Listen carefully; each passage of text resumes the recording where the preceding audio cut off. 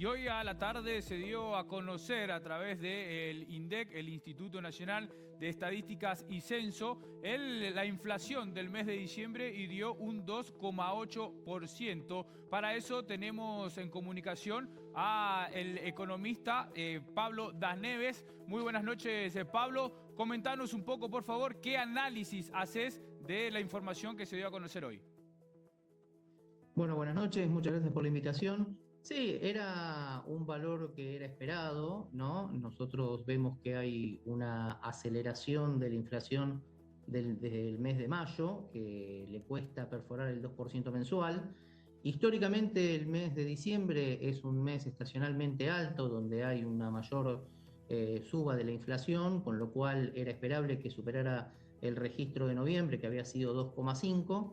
Y esto nos permite tener ya la inflación de todo el año, del 2025, que está en el orden del 31%. Con estos datos ya podemos comenzar a planificar nuestros agentes económicos cuál va a ser el presupuesto de inflación para el año 2026 y de esa manera poder cubrirse sobre eventuales saltos inflacionarios con la nueva política monetaria que se ha implementado.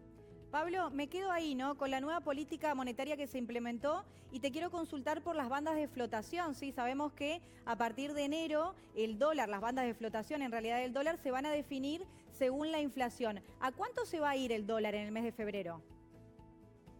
Sí, correcto. O sea, el gobierno venía con una política monetaria de bandas de flotación, las cuales se actualizaban de manera fija a un 1% todos los meses. Ahora este cambio se actualiza la banda en función del índice de inflación, el IPC, del segundo mes anterior, ¿no? Es decir, recién nosotros vamos a estar viendo este incremento, lo vamos a ver el mes próximo, ¿no? Diciembre lo vamos a ver reflejado en la modificación de la banda de febrero.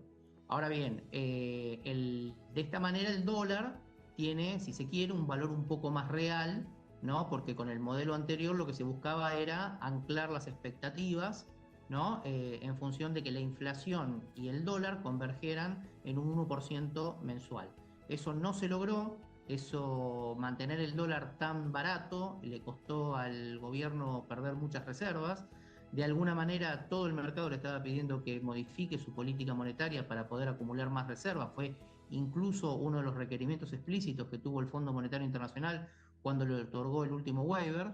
Y de esta manera fue que cambió esta política monetaria y de esta manera el gobierno empieza a tener más reservas. Ahora bien, hay un riesgo, ¿no?, de retroalimentación entre el dólar y la inflación, ¿no?, que un aumento del dólar pase automáticamente hacia la inflación y este pase nuevamente al dólar y que se genere, si se quiere, esa espiral inflacionaria, por lo cual nosotros creemos que va a ser muy difícil que en el año 2026 la inflación mensual perfore el 2% y los presupuestos de inflación que tenía el gobierno nacional para mí eran demasiado optimistas, ¿no? O sea, se creía que durante todo el 2026 la inflación iba a ser del 10%, yo creo que va a estar en orden del 24 al 28%. Pablo, Sí. te quiero hacer una pregunta también porque siempre que conocemos el dato de la inflación, miramos con mucha atención la inflación o el cierre de Capital Federal, ¿sí?, que dio 2,7 si no me equivoco.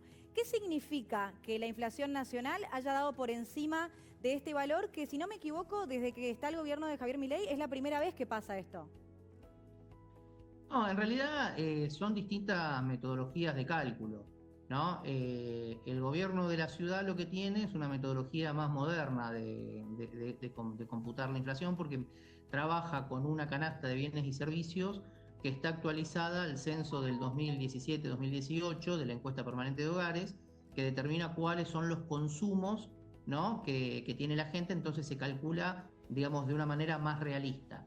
En cambio, el IPC nacional se maneja con la encuesta permanente de hogares del año 2004, ¿no? Es decir, más de 20 años, con lo cual la canasta de bienes y servicios que consume una familia modificó bastante. Por ejemplo, yo hoy daba un ejemplo, dentro de lo que se computa en la inflación nacional está el costo de telefonía fija, que hoy por hoy ya no existe prácticamente en ningún hogar. Bueno, ahora, a partir del mes de enero, ¿no?, se está empezando a trabajar con una canasta de bienes y servicios nueva que refleja justamente la encuesta permanente de hogares del 2017-2018, con lo cual para febrero vamos a tener un valor distinto de enero que va a reflejar, o sea, un valor de enero que va a ser distinto de la serie anterior, que va a reflejar estos cambios. Pablo, se habla también por parte de los analistas justamente que este 2026 se prevea esta desaceleración de los precios, quizás un poco más lento, pero por ahí uno le pregunta a la gente en la calle, al vecino, y no tiene esa sensación porque dice, bueno, a mí no me alcanza, cada vez me alcanza menos. ¿Cómo se hace esta interpretación? ¿Cómo se lee el panorama? Sí, bueno, hay dos cuestiones. Primero, que también es cierto que los ingresos han caído, ¿no? Entonces la sensación entre lo que se ingresa y lo que uno gana y lo que ¿cómo es? Y lo que tiene que gastar cambia, digamos, es más negativa, con lo cual la sensación de que, de que el dinero no alcanza y que los precios suben más es cierto, ¿no?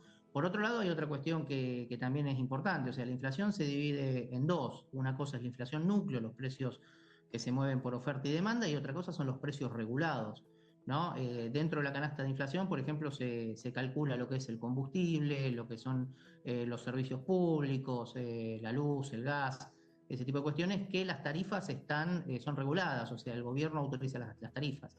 Y estos componentes del índice se encuentran atrasados, o sea, son los que tienen una inflación contenida.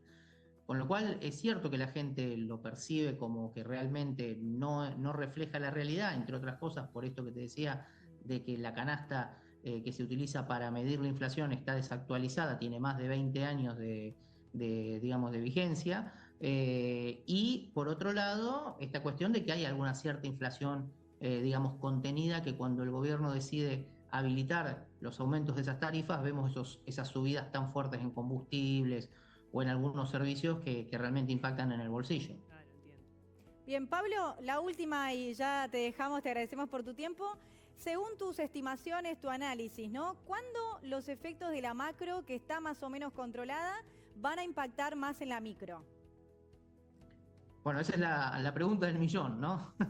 Yo creo que realmente lo que tenemos hoy no es un programa económico, es un programa de estabilización. Se busca estabilizar la macro, se ha logrado tener algunos beneficios desde lo que es, digamos, algunos logros desde lo que es el superávit. Se ha logrado también tener, normalizar lo que es la hoja de balance del Banco Central.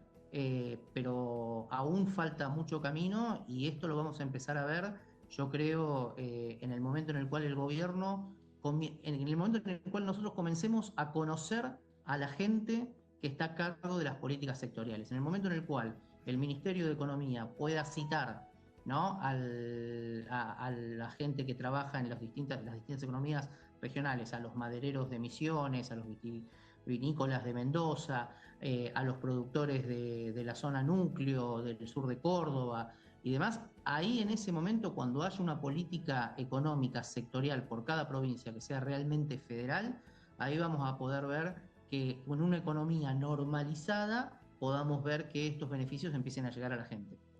Perfecto, Pablo. Buenas noches y muchísimas gracias. No, por favor, muchas gracias a ustedes.